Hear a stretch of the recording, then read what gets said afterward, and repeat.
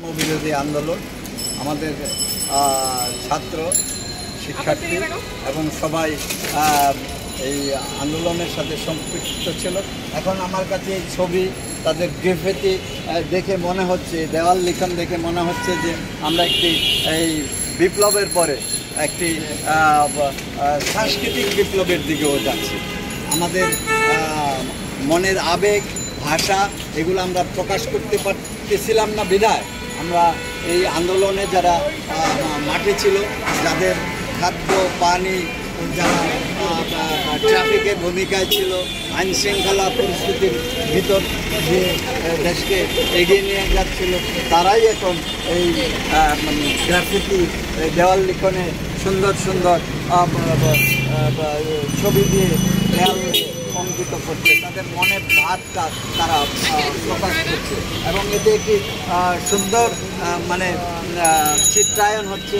এবং তাদের এই যে আমরা দেখেছি অনেক শিশু কিশোররা তারা এই ময়লা পরিষ্কার করছে ড্রেনে গ্রাফস লাগিয়ে। এবং এখানে আমি দেখছি একজন আপু, আপনি কিসে পড়ালেখা করেন? আমি মিডিয়া কমিউনিকেশনে পড়াশোনা করি। আচ্ছা, মিডিয়া অ্যান্ড কমিউনিকেশনে পড়ালেখা করে তারপরেও তিনি এই দেয়ালে তার সুন্দর একটি চিত্র তুলে ধরছে।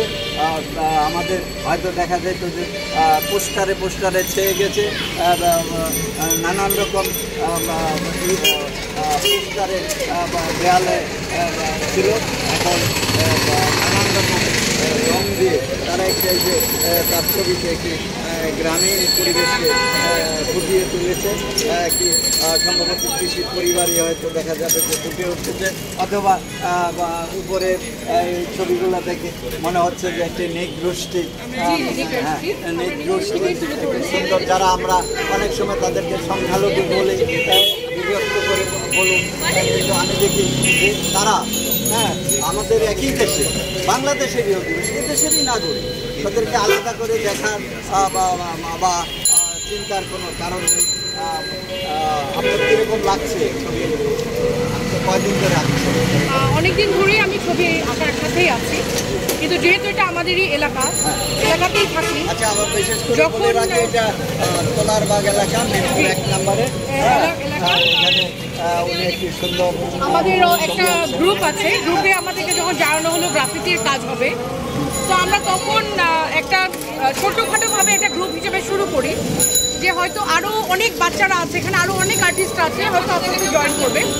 আমাদের চিন্তার বাইরে ছিল যে আমরা এত অল্প সময়ে এত বড় ওয়াল করা কমপ্লিট খুবই কঠিন একটা ব্যাপার, কিন্তু এলাকার প্রত্যেকটা বাচ্চা থেকে শুরু করে বয়স্ক সবাই আমাদের সাথে জয়েন করেছেন। প্রত্যেকে আমাদের সাথে অনেক উৎসাহ দিয়েছেন, যারা আঁকতে পারেননি তারা আমাদেরকে উৎসাহ দিয়ে সাহায্য করেন। তো এই আমাদের ওয়াল আমরা কমপ্লিট করছি, আপনারা হয়তো প্রথম থেকে দেখে আসছেন। আমাদের কাজটা কোনো সংঘাত চাই না, আমরা এখন চাই শান্তি। আমরা শান্তি নিয়েই মেইনলি আমাদের ওয়ালগুলো এখন কাজ শেষ করছি। আমাদের ওয়ালগুলোতে কোনো রকম প্রতিবাদ বা এই ধরনের ভাষা আমরা চাচ্ছিলাম না, কিন্তু তার যদিও টপিকটাই এরকম এখন সংলাপের মধ্যে ওটা চলে আসে, তাও কিছু কিছু জায়গায় হয়তো আমরা ছাপ রেখেছি। আর এগুলোই হয়তো মানুষকে আরও উদ্বুদ্ধ করবে আমাদের চলার পথে, আমাদের সামনের জীবনে। আমরা চাই না কারোর সাথে কারোর সংঘাত থাকুক, কোনো ধর্ম, বর্ণ, গোত্র কোনো কিছুরই। তো আমরা সবাই এক হয়ে যেন কাজ করতে পারি, সেটাই আমাদের উদ্দেশ্য এবং সেভাবেই আমরা কাজ করি। ইউনূস সাহেব শান্তিতে নোবেল পেয়েছেন, উনিও শান্তির কথাই বললেন।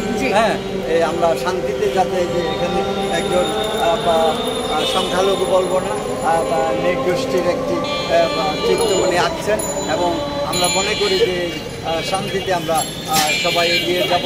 আমি আরেকজনের সাথে কথা বলতেছিলাম, তখন এখানে দেখলাম যে এখানে রাজনীতির আলাপটা জরুরি বলে বলছি, কিন্তু আমরা মনে করি যে বর্তমান অন্তর্বর্তী সরকার কিন্তু কিছুটা সময় দিতেই হবে যে অরাজকতাগুলো ওনারা দেখেন। একটা সময় ছিল আমরা রাজনীতি আলাপ করতে ভয় পেতাম, একটা সময় আমরা এগুলো নিয়ে কথা বলতে, ভয়েস রেজ করতে আমরা কখনোই একটা নাম উচ্চারণ করতে পারিনি। সেখানে এখন ঘরে ঘরে, রাস্তায়, মহল্লায়, সবখানে ছোট ছোট বাচ্চারা পর্যন্ত এগুলো নিয়ে কথা বলছে। এবং আমার মনে হয় এটাই একটা অবশ্যই, এবং আমার মনে হয় এটাই অনেক বড় একটা চেঞ্জ। এই চেঞ্জটাই আমাদেরকে সামনের দিকে আগাতে অনেক উৎসাহ দিবে, অনেক উপকার করবে। ধন্যবাদ।